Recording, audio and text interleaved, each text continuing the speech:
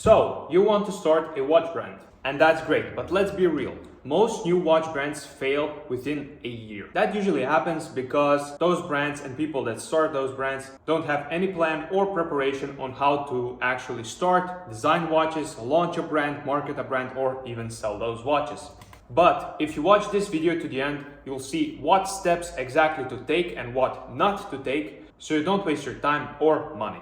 Hi everyone, my name is Dominic. I am a professional watch designer. I am the founder of watchdesignstudio.com and watchdesignacademy.com. Over the past 6 years in the watch industry, I've worked with multiple different watch brands and I've helped a lot of different people start their own watch brand and get their foot into the industry. And on this YouTube channel, I'll be sharing all the knowledge and experience I've gained over those years working with different watch brands on how to actually start, how to launch, and how to run a watch brand. So with that said, let's get right into this video. So step number 1, you need to find your niche. Oftentimes the biggest possible mistake brands make is trying to be the next Rolex, Patek, or Vacheron, or AP, and basically copy those brands.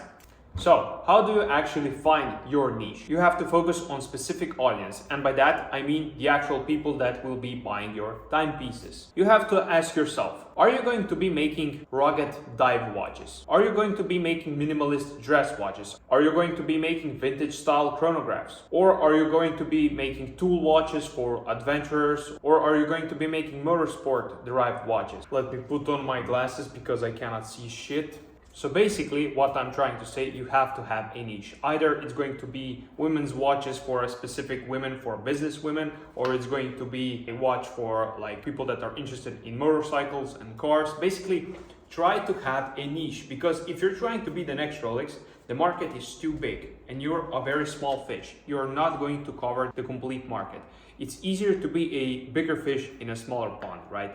So when I say that brands are trying to be the next Rolex, that usually happens because oftentimes brands produce and start their own watch brand with some sort of copy of a Rolex Submariner. And that's all fine. And they launch with that one model. They gather audience that's mostly interested around and in diver watches. And because of that, their sales go well and they get funded on Kickstarter. And after that, they try and release a complete new model that's like a copy of Datejust or is some sort of vintage chronograph. For example, just saying some examples, while their only audience is interested in diver watches. And especially at the beginning, you have to make and produce something that will sell, right? Because at the beginning stages of your brand, you are trying to be profitable and get funds in so you can actually establish your brand and make a branding around your product, right? And it's easier to create some sort of branding in a small niche around, for example, diver watches or adventurer watches or like titanium watches, than producing one of each different model. So let's say you have a diver watch, then you have like a vintage chronograph or have like some sort of Datejust copy. It's not going to happen. You have to go step by step. And one thing that I've seen profitable brands do is, for example, they start off with a diver watch and then the next model that they release has the same case design as the diver watch, but it's a reworked version and it's a GMT watch. So let's go ahead and take a look at some of the brands that have chosen their niche properly. First, we have RZE watches. So this is a brand that is mostly focused on specific audience of adventurers, right? People that like to run, hike, do fun activities outside, blah, blah, blah. So that means their watches need to be very rugged. They need to be like more of a tool focused watch. They have to last, basically. That's their niche. And they sell to exactly those people that need those sorts of watches. Now, that doesn't only mean that they sell like only diver watches. You can see here they have diver watches. They have like some sort of aviation watch. They have some more focused diver watches. They used to have a GMT. I'm not sure. Yeah, this is also GMT, I believe. They have a very broad offering, but they've been around for a while, so that's kind of logical, right? So they have diver watches, they have pilot watches, they have field watches, and they basically sell to those people. So that's the niche that they've created for themselves, right? And they are one of the best in those specific niche. Then we have Spinnaker watches. Spinnaker watches is a brand. I'm not sure if it's a micro brand or not, honestly, but they have two very specific key points. They sell to people that don't have a very big budget, and they sell to people that love diver watches. So basically almost their whole complete collection of watches is almost just diver watches. You can see this is a diver, this is a diver, this, and this. They have this chronograph, but that's not really their most popular option because all of the people they sell to is the people that are interested in diver watches. So they have a complete, like kind of a mini monopoly over the diver watch industry, because most of the people that want watches like this don't have very big budgets. So they've covered that, and all of them like diver watches, and they've also covered that. So that's basically their complete like mini niche, but also a very broad niche. Then we have Cainte. Cainte is more of a fashion sort of brand. They sell to women and men, and they also sell some sort of jewelry, but they are mostly focused on watches, as you can see here. They are also a very big brand because their design is not really that like innovative, but it's innovative enough so the people that are interested in like AP watches, like old money sort of watches, they would like this brand, right? So you can see the resemblance to the AP or like Patek sort of design right here, like the rectangular sort of design. So they basically made some changes, created their own design. They've created a very big brand around that. They have some popular pieces, and their budget, like the budget that they sell the watches for, is not also too high. Let's go to shop. Let's go to watches. They have a very big collection of different watches. They have this. And they basically sell like a few different sorts of design with a lot of different colors, and all of them are more meant to be like elegant sorts of watches, right? They have also the chronographs, and they always slightly adjust and sell to the basic same people that just want to look rich without actually spending a fortune on a watch. So they are kind of a more fashion brand than they are like an enthusiast micro brand, right? So that's their niche. Then we have Kuoe Kyoto. They are one of my favorite companies that I've worked with in the past, and they produce like more of a vintage style timepieces.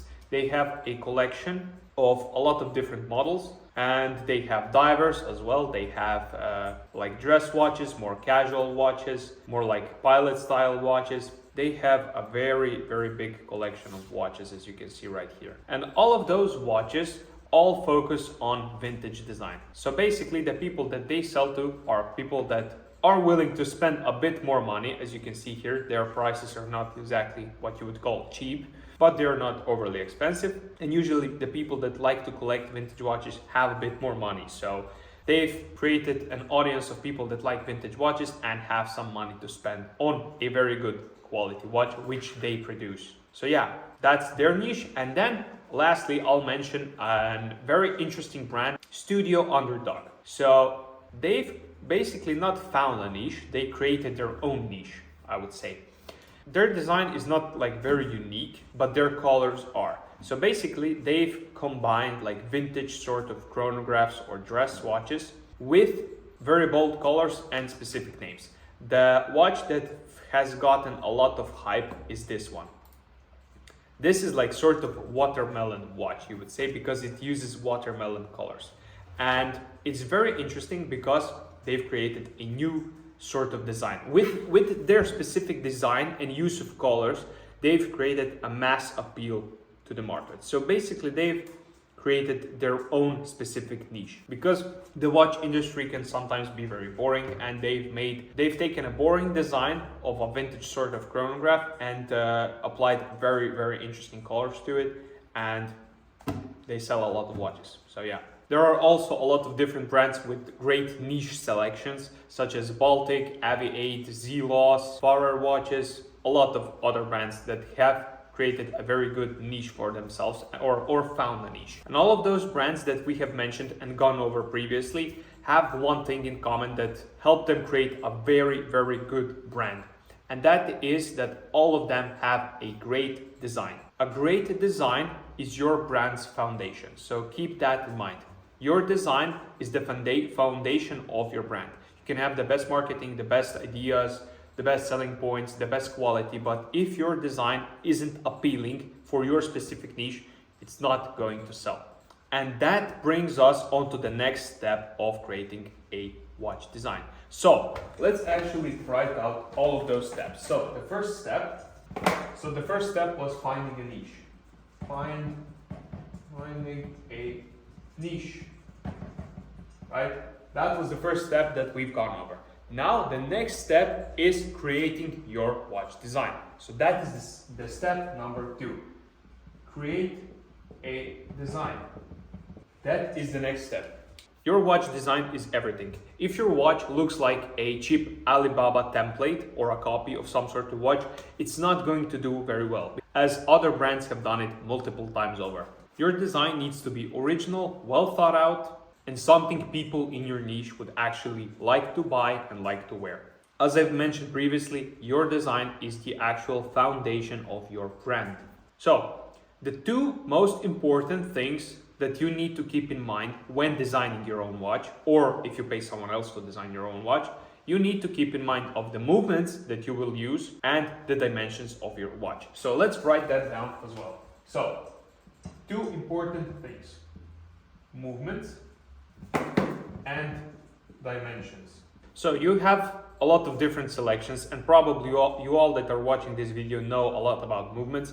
I'm going to mention you guys some pros and cons of different movements. So the first pro and con of Swiss versus Japanese movements. Most of the people that are using Swiss movements want to use them only so they can have like a Swiss movement stamped onto the watch, or even Swiss made later on, right?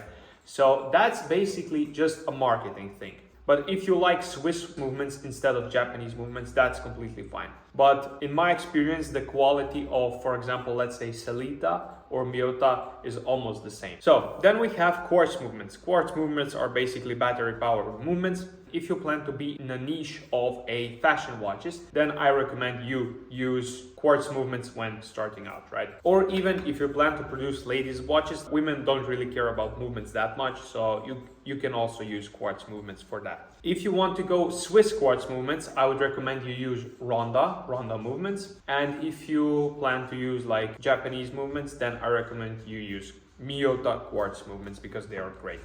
And if you're planning to produce any other sort of watch like diver, chrono, like basically everyday watch for watch enthusiasts, I would recommend you go with either automatic or manual wound movements. So both of these are mechanical options, and then you can either decide to go Swiss or Japanese. If you want to go Swiss, then I would recommend you check out ETA movements, STP movements, Sellita movements, for example. And if you want to go with Japanese, then only 2 options I would personally recommend are either Miyota or Seiko movements. Then we have dimensions. Dimensions are one of the most important things when designing the actual watch, because it will determine how your watch will actually feel and wear on your wrist. Today, smaller dimensions are more popular, right? But a few years back, bigger sizes were more oftenly used. So now what I would recommend is you use sizes from 39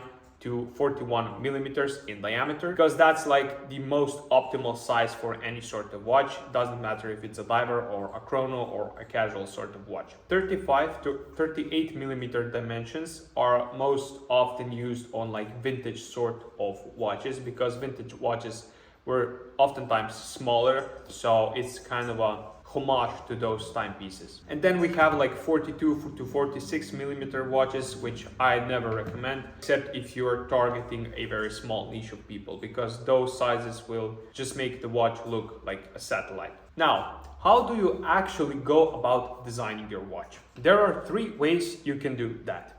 So the first option is you hire a professional designer. Second option is that you use like an off-the-shelf design from the manufacturer that you will be using. Or the third and most feasible option is you design the watch yourself.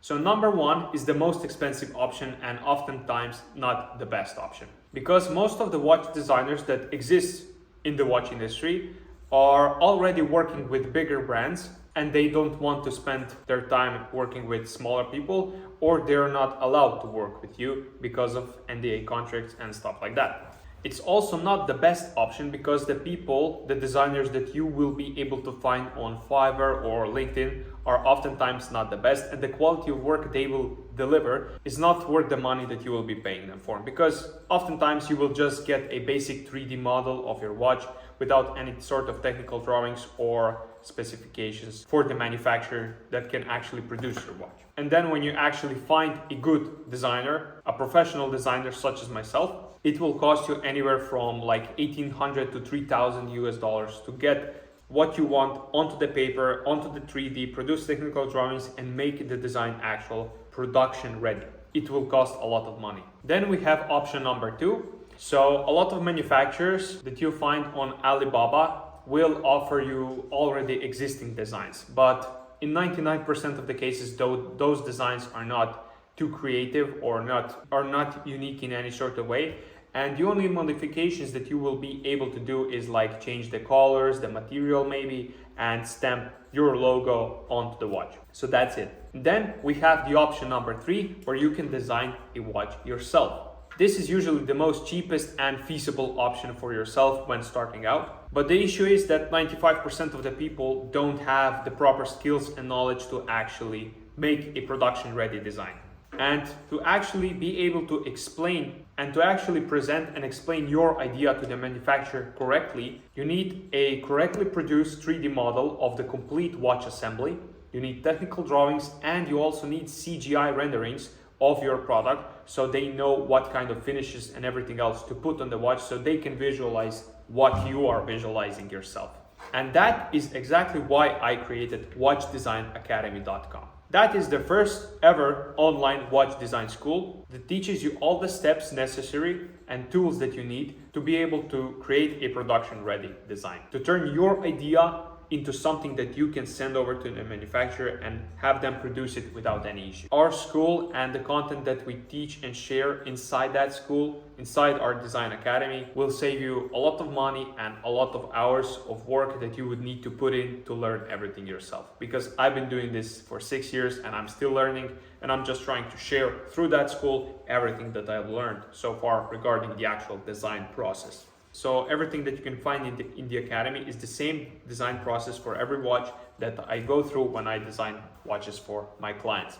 Below this video, I will share a link to the Watch Design Academy website and a link where you can find a free 40-minute watch design course that shows you steps and tools that you need to actually be able to create your watch design properly and present it to your manufacturer. So those are the 3 ways that you can actually produce your watch design. Step number 3, you need to find a good manufacturer. If you just go ahead and pick the cheapest manufacturer with a bad quality product, that basically just ruins your brand. You need to vet your suppliers properly. So in the industry, you will find Swiss manufacturers and you will find Chinese manufacturers that are usually located in Hong Kong or Shenzhen. Personally, I never recommend going with a Swiss manufacturer or a Swiss supplier for your watches, especially if you plan to sell a watch from anywhere from $400 to $500 to all the way to $2,000 because you can sell those watches at that point just producing watches in China, having a good quality product and a good marketing strategy. Oftentimes, people want to use Swiss manufacturers just so they can have like Swiss-made stamp on the dial of their watch. It's nothing more than a marketing trick to sell your watches, and that's all fine, that's all good. But you need to know that 80% of the Swiss manufacturers you will be able to find and work with at a reasonable cost. They all produce their watches, they all produce the cases and source the movements from China. And then they import those components of the watch and assemble it in Switzerland. And since 80% of the whole production of the cost is just assembly, because of that, they can actually put a Swiss-made stamp on your watch. So it's not basically a Swiss-produced watch, it's just Swiss-assembled watch, if that makes sense. Just keep that in mind when reaching out to manufacturers. How to find great suppliers. You need to look at their past work, request some samples and images of the watches they produce, ask them for the brands that they worked with, make sure that their English is somewhat understandable, because the communication between you and Chinese manufacturers is hard with any of them that you work with, so make sure they know English at least somewhat well. Also, make sure that their response time is very good, because you will want them to be available most of the time. MOQ, or minimum order quantity, is not that important, honestly, because most of the Chinese manufacturers that you will find will have a minimum order quantity for bulk productions of 300 pieces. What is actually important is that they allow you to actually produce up to at least 20 samples before you actually have to make a bulk order. So it doesn't mean you have to produce 20 samples, it just means that you have to have the option to. Also, important thing I want to mention to you guys, in the Watch Academy, all the members that join professional or expert program get a list of vetted manufacturers that I work with personally at watchdesignstudio.com, and they get the same list that I send over to all the clients mine when I design watches for them when they are looking to produce their watch. So we have some Swiss companies and we have some Chinese companies, and those are the manufacturers that I've been working with personally for some time now. They have great quality and great products. Then we come to the step 4. So let's just write this down. So far, the third step was finding a manufacturer, right? My writing is extremely ugly for a watch designer, but it is what it is. So right now we've come to the step 4, branding and packaging. So let's write this down. Step number 4, branding and packaging. In my humble opinion, most important part of a watch brand and how successful it will be is customer experience. And that is the biggest part of like branding, in my opinion. Because branding and packaging of your complete brand is not like the box and stuff like that only, but it's the complete experience of actually before purchasing a watch, when purchasing a watch, and when receiving and opening a watch. So the complete experience from the customer finding out about your brand, still receiving their watch when they buy it, everything is a customer experience. So what do I mean by that? So the first time the customer is seeing your brand somewhere else, like social media, your website, or anything else like ads, Instagram page, everything needs to look aesthetic. Everything needs to follow your brand colors, and everything needs to look luxurious, because we are in a luxury market. It doesn't have to look like Rolex sort of stuff, but it has to fit your niche properly. That's all your branding, because if the customer sees a very bad looking ad, it's not going to interest them, right? Then we have your website. Whenever the customer scrolls through your website and is just checking out what you have to offer, the timepieces that you have, if the website looks unappealing, unaesthetic, or it's very slow, that's also a part of a customer experience, even though they are not a customer yet, but it's a part of a potential customer experience. So make sure your website is looking good, it's easy to read, it's not crowded, it's looking aesthetic, and it looks to be like very well designed along with your brand colors. So the brand language also needs to show not only on your watches, but also on your website. A lot of people think that websites are not that important, but in my opinion, in this sort of industry, they are extremely important. Also, one thing that brands don't pay much attention to is product images. That is one of the most important things, because that specific product image will determine if the customer will purchase the product or not, because that's their first experience with their watch through that image. Then we come to the packaging, like the watch box that your product comes in. When your customer receives a box of your watch, it needs to be a very memorable experience. So like the first time when you're opening an iPhone, for example, iPhone has very good packaging, right? You have to have good packaging as well, especially for a watch that you're selling, because it's a luxury item. That means that the box you will be producing needs to be at least the same amount of value as your watch. Not like the cost and everything, but you need to put the same effort into designing a box to designing your watch. So the level of effort put into the design needs to be the same, because oftentimes the brand will spend a lot of money, time and everything making the watch perfect, but then send it out in some basic sort of box that manufacturer has to offer. Also, over time, after you send out the watch to your customer, it would be a great thing to reach out to them like a month after, or like 2 months after they've purchased the product. How do they like the watch, right? You need to seem like you very much care about their experience with the watch so far. Has it been running properly? How has it been on your wrist? Is it comfortable, right? What things would you like to improve? What things you would like to change and stuff like that? It will seem like very caring from your side to the customer's side.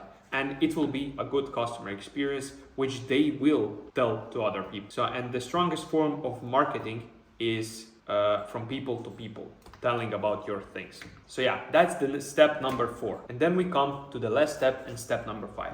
That is launching your brand. Launching your brand. Launching your brand isn't just about hitting publish button on your website. You need to build hype before the big actual release day of your brand. So your audience, your potential customers are already primed to purchase the product. And for that to work, the best possible way to go about it is to use Kickstarter. Now, let me just say, the biggest possible mistake you can make when launching your brand is to produce the complete bulk order of like the minimum order quantity that you have of, for example, 300 pieces and fund that with all of your money. Don't do that. Please, whatever you do, just don't do that. I'm going to now go through all the steps that you need to follow to be able to launch a watch brand properly. Step number 1, produce at least 2 to 3 samples of the designs that you're planning to launch, and sell at the beginning. Step number 2, in the meantime, when you're waiting for those samples to be produced, so let's say 1 to 2 months, that's usually how long it takes, you need to build some sort of an audience, right?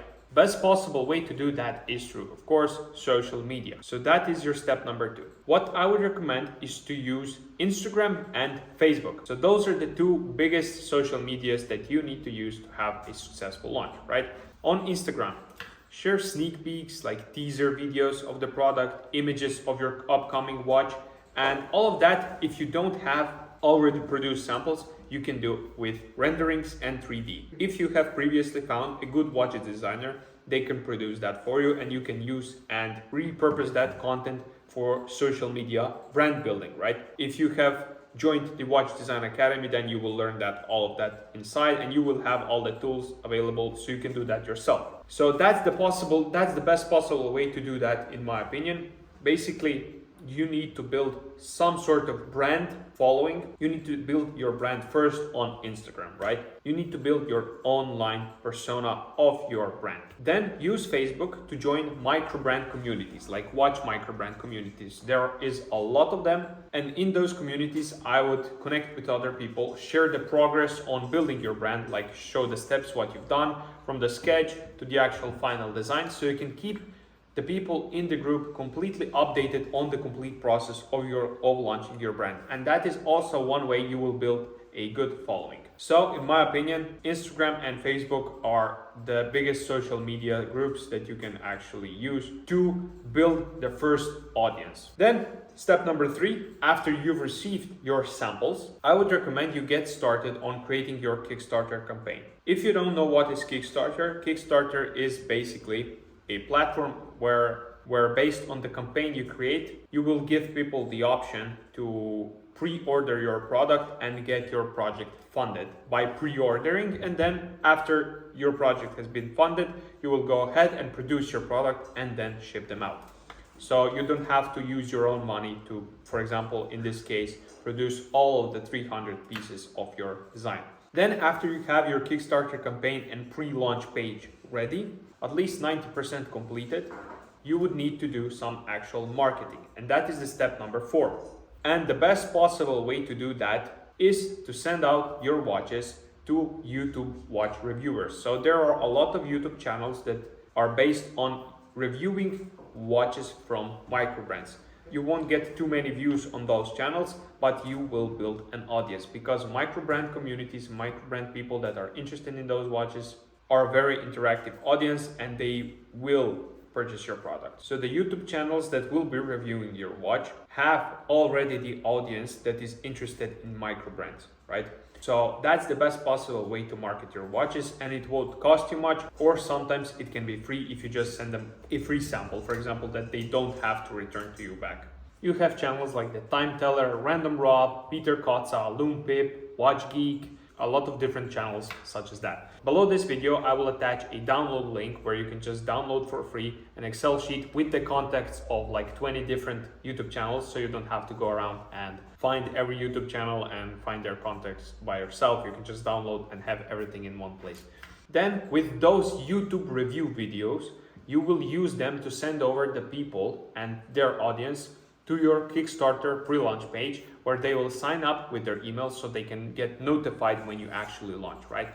And your goal here is to like have as many possible people to subscribe to your Kickstarter pre-launch page, because that's where you will first be selling your watches and getting the first funds. Whenever you have like more than 200 people subscribed to your Kickstarter page, most of those brands always get funded. So it's not really that hard to get funded on Kickstarter. You just need to follow the same steps that I've outlined here. Of course, there is a lot of different steps and small details and stuff you need to do to actually have everything completed properly. Also, you need to do a lot of work regarding the Kickstarter page and stuff like that. There is a lot of different stuff that goes behind the actual launching of a watch brand. Everything that we've mentioned today, all of these 5 steps are crucial to launching a watch brand properly and starting the actual successful watch brand. So building a successful watch brand in 2025 is very, very challenging. But with the right approach, you can stand out from the competition, focus on creating a unique identity, choosing the right manufacturer, and building excitement around launch is the way to go.